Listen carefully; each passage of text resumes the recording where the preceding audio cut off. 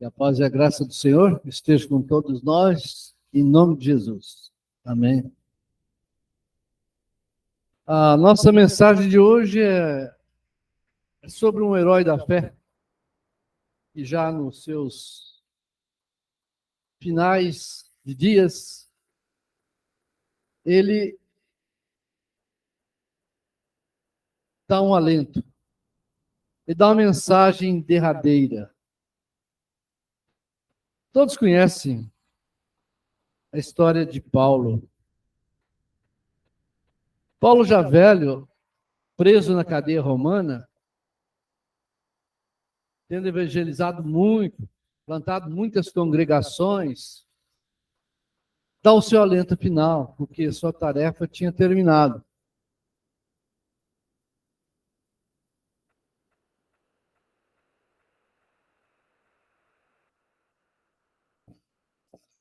Ele tinha terminado, ele concluiu o seu ministério, ele não tinha mais nada que ele pudesse fazer, porque ele estava preso. A não ser mandar cartas. A execução dele estava próxima.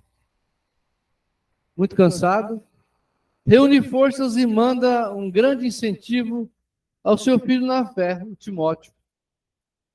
Ele disse para Timóteo: eu estou no final, mas Timóteo, não pare, prega a palavra, quer seja oportuno, quer não, corrige, repreende, exorta com toda longanimidade e doutrina, pois, como está acontecendo agora, haverá tempo que não suportarão a sã doutrina, pelo contrário, cercar-se-ão de mestres, segundo as suas próprias cobiças, como que sentindo coceira nos ouvidos, e se recusarão a dar ouvido à verdade, entregando-se a fábulas, a contos, a mentiras.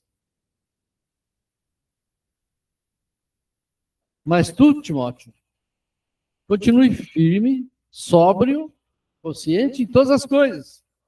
Suporta as aflições. Faz o trabalho do evangelista.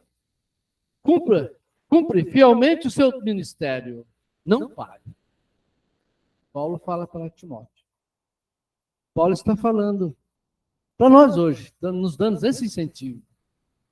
E nós estamos diante de pregações das mais diversas doutrinas, vistas na TV, nas igrejas, oferecendo riquezas, o amor que vem, casamentos, resolução lá no judiciário, enfim, um monte de mentiras. E Paulo também nos diz, como diz a Timóteo: suporta as aflições, não desista. Na mesma carta, 2 Timóteo, capítulo 4, está lá em cima, 2 Timóteo, capítulo 4, de 1 a 8, ele fala o que ele estava despedindo. Ele fala: porque a mim, eu já estou sendo derramado por libação, é hora de eu ser sacrificado, a hora de eu ser sacrificado já chegou. É o tempo de eu deixar essa vida. Estava preso, não tinha mais nada a fazer. Libação entre os israelitas era uma forma de derramar líquido, geralmente um vinho forte, sobre o holocausto no altar. Por ser inflamável, ele queimava bem e ajudava a queimar o holocausto e produzia um cheiro agradável, mas sempre derramado, não era bebido.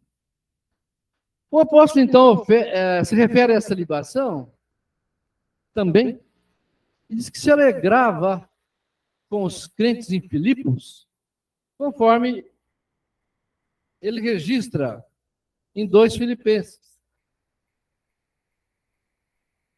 Ele diz assim: mesmo sendo oferecido por libação sobre o sacrifício da fé, e ainda seja oferecido sobre o sacrifício e serviço da vossa fé, eu folgo e fico alegre, eu me regozijo por vocês. É uma bela figura de linguagem, mostrando que a vida do crente realmente deve ser, como a vida do crente realmente deve ser. Uma libação, uma oferta, um perfume, que quando derramado lá no holocausto, exalava um perfume suave, agradável a Deus. Porque nós nós, diz, registrado em Cristo, que nós para Deus somos o bom perfume de Cristo, que nos salvam, despejado agradavelmente diante de Deus. Nós somos esse bom perfume. E Paulo fala assim, o tempo da minha partida é chegado. Tempo, esse termo lá em grego era kairos, que significa no original, soltar um navio que estava amarrado nas amarras para o mar. Estava preso, agora ele solta para o mar.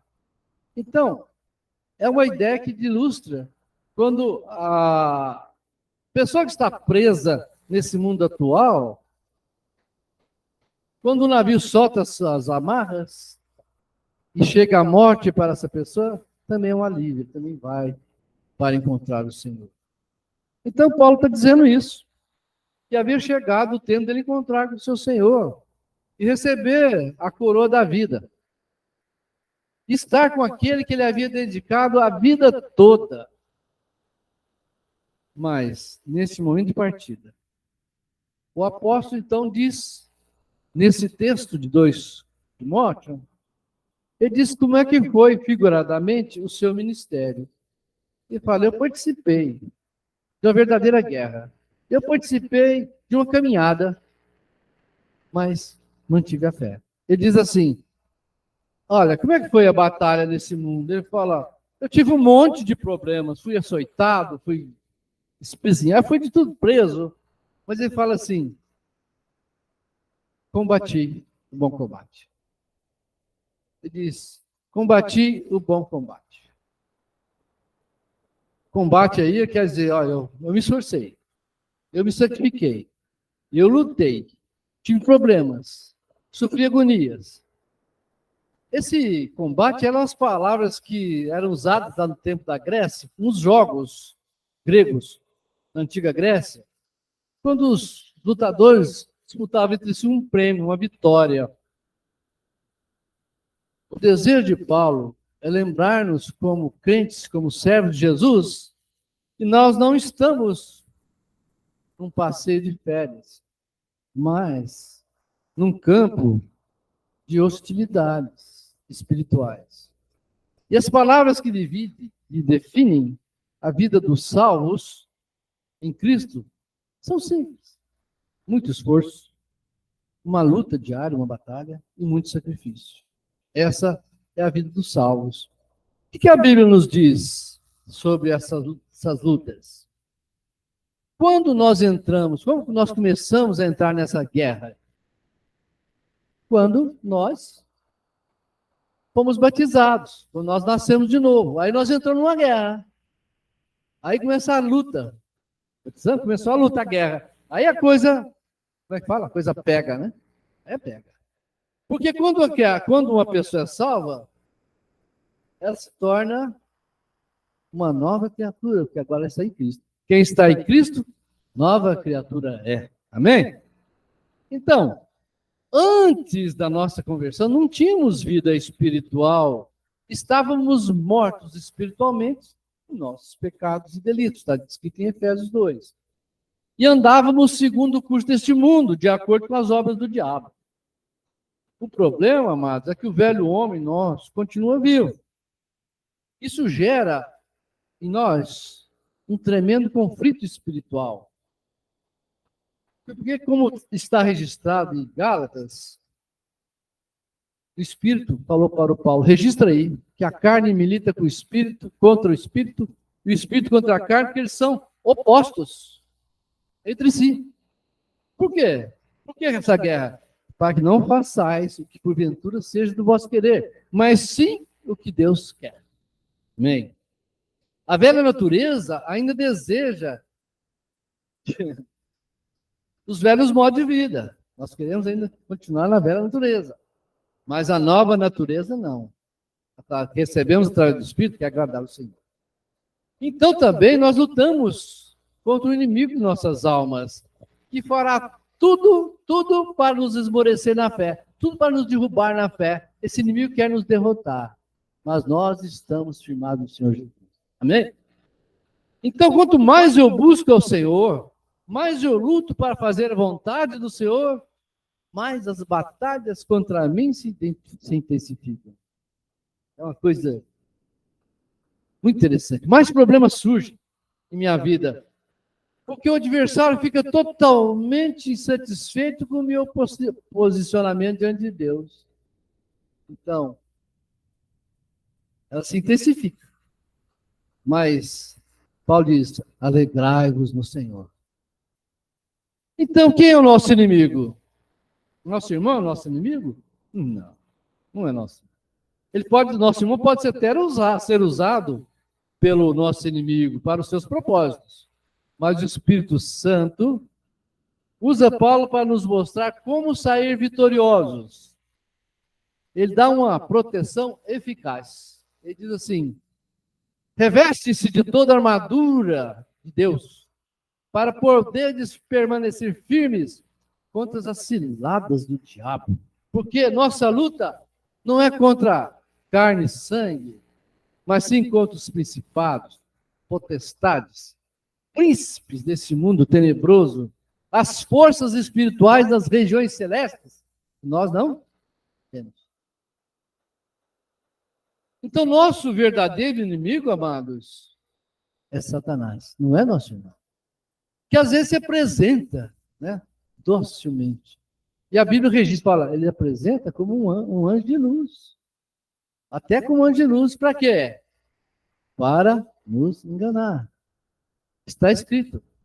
Não é se admirar, pois o próprio Satanás se disfarça de anjo de luz. Ele camufla, ele disfarça, ele se esconde para que lutemos contra o inimigo errado, não contra ele. E mostra alguém para lutarmos, olha, seu irmão é seu inimigo. Não é, é ele nosso inimigo. Então nós devemos estar atentos, pois uma pessoa, veja, irmão, não pode ser uma arma, uma ferramenta nas mãos de Satanás, do diabo. Pode falar mentiras próprias do diabo. Pode cooperar com os propósitos do diabo. Mas essa pessoa, ela não é o diabo. Pode estar sendo usada. Então é necessário nós orarmos para quem nos persegue e lutarmos contra o inimigo verdadeiro. Foi o que Jesus nos mandou fazer. Mas eu digo, amem os seus inimigos e orem por aqueles que os perseguem. Temos armas? Sim. As nossas armas são diferentes. Uma vez que nossa batalha não é de natureza carnal, a nossa arma é de forma espiritual. Nós temos armas espirituais. 2 Coríntios, Paulo registra, porque embora vivamos como humanos, não lutamos segundo os padrões humanos, pois as armas com as quais lutamos não são humanas. Pelo contrário, são poderosas em Deus. Aí nós destruímos fortalezas, anulamos sofismas, essas guerras contra nós, usando a armadura de Deus. As pessoas carnais se valem de armas carnais. Quais são as armas do mal? Injúria, calúnias, ataques pessoais, raiz de amargura, injustiças, retaliações, discórdias. Mas a arma do crente é retribuir o mal com o bem, orando pelos seus opositores. Paulo diz que o sucesso dele, do seu combate, é igual ao nosso. Não vem das nossas próprias forças, mas a força que vem do Senhor. Não temos que lutar por meio do nosso próprio poder, mas temos que nos revestir de poder do Senhor para vencermos essa guerra. Efésios 6:10 está registrado. Os demais, irmãos meus, fortalecei-vos no Senhor. Fortalecei-vos no Senhor, não na sua própria força, não na força dos outros, mas no Senhor que vai te dar força. Você vai vencer. Amém?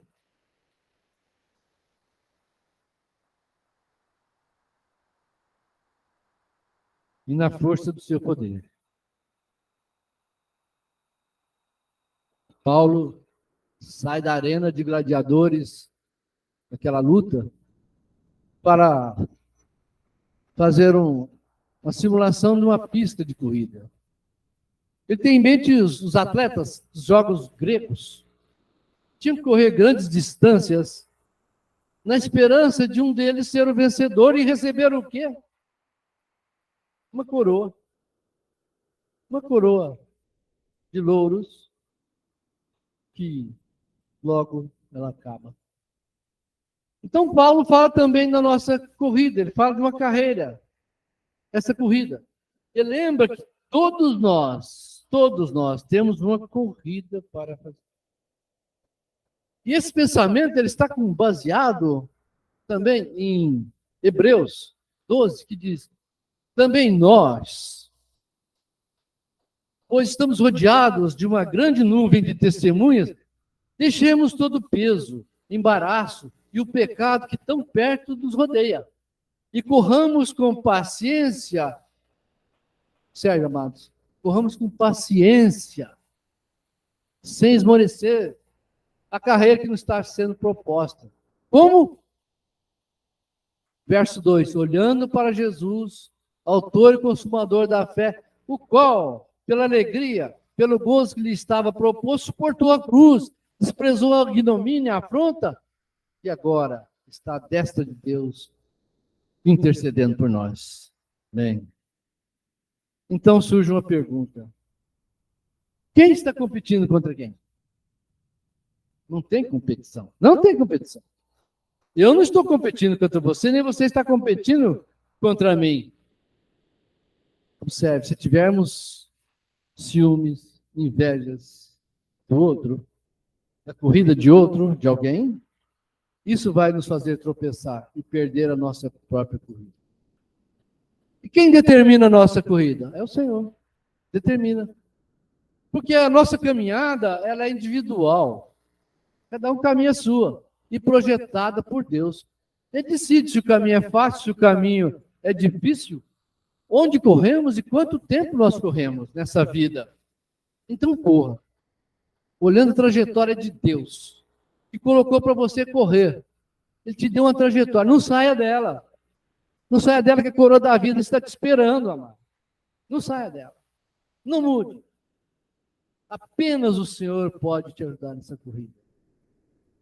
Irmãos, ajudam? Muito. Ajudam. Mas a ajuda é limitada. Pois nós temos que correr olhando para o autor e consumador da fé, o Senhor Jesus. Então, Paulo também mostra a realidade. A nossa realidade. Quando ele usa o termo assim, terminei a corrida. Quase dá para ouvir assim um grito de vitória do apóstolo quando ele levanta o braço num gesto de braço erguido e fala: terminei a corrida. Estou no fim, mas acabei a minha corrida. Consegui. Não é fácil a caminhada. O caminho é estreito. E Jesus disse, realmente o caminho é estreito. Ele fala: entrem pela porta estreita, porque larga é a porta espaçosa do caminho que conduz à perdição. Mas são muitos que entram por esse caminho que vai à perdição. Porque estreita é a porta e apertado o caminho que leva à vida, e poucos entram por ela e encontram. A corrida, amados, às vezes é difícil. É mais fácil errar o caminho ou desistir dele. Somos alertados, como vimos em Hebreus 12, a nos livrar de qualquer coisa que nos impeça de correr uma boa corrida. Você pode terminar bem se você mantiver seus olhos em Jesus. Então, a coroa da vida está reservada. Não como aquela coroa dos grandes atletas gregos, que ela se esvai. Em Coríntios 9 diz: não sabeis vós os que correm no estádio, todos na verdade correm, mas um leva o prêmio. Correr de tal maneira que alcanceis. E todo aquele que luta, de tudo ele se abstém, ele se fortalece, não faz nada de errado, ele se abstém de tudo. Mas para quê? Para alcançar essa coroa corruptível. Não, mas nós não. Nós não. Nós vamos nos esforçar para ter uma coroa que não se desfaz, ela é incorruptível. A nossa recompensa vem do Senhor. Paulo olha além da linha final em que ele está e contempla o dia que o Senhor Jesus vai lhe dar essa coroa que nunca vai perecer. Ele olha lá no final, ele está dizendo para nós, continue correndo, não espere recompensa de homens, porque a nossa corrida não está aqui na terra. Nosso prêmio não é aqui, é nos céus. A coroa que não vamos perder nunca mais. Amém.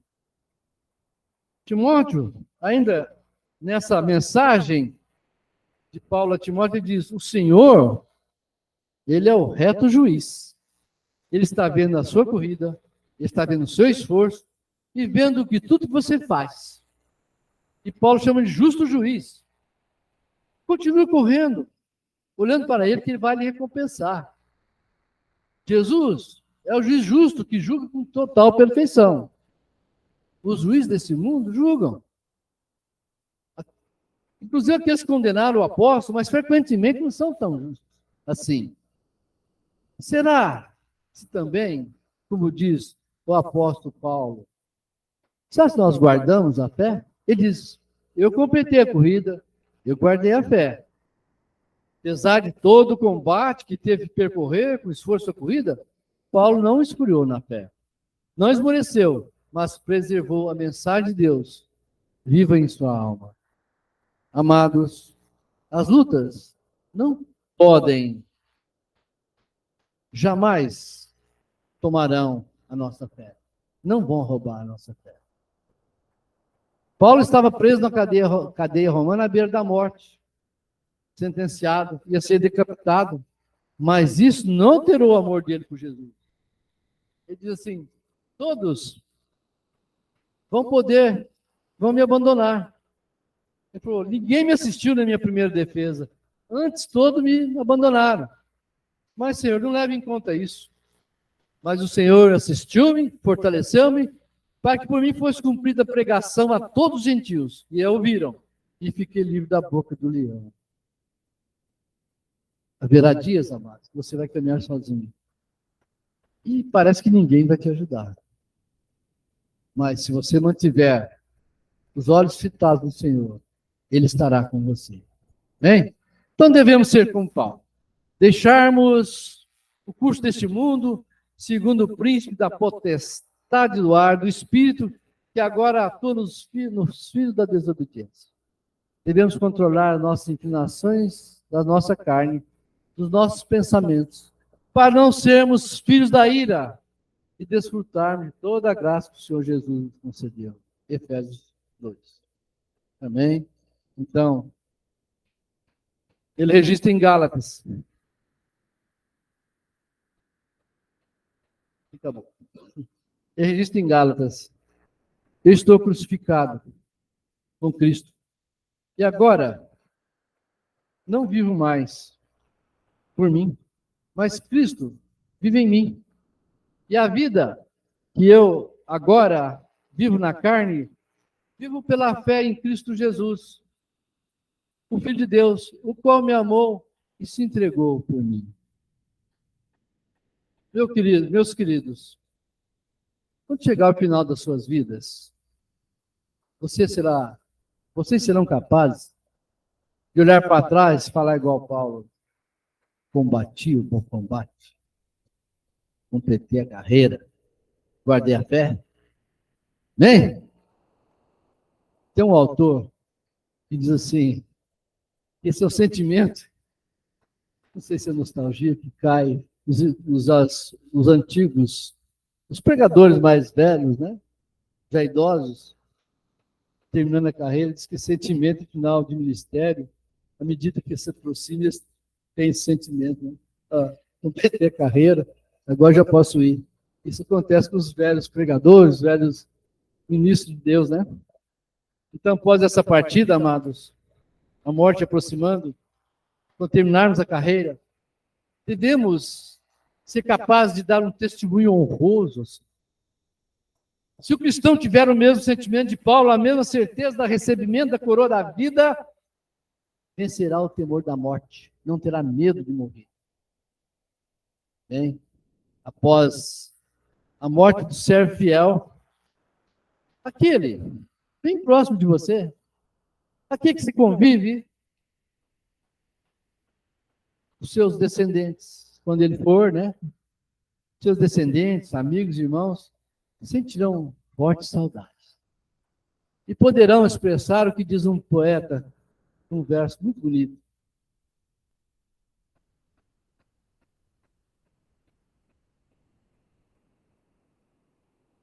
Naquela mesa, ele sentava sempre, naquela mesa, do lado ali na sua casa, e me dizia que ia ver melhor, contava histórias.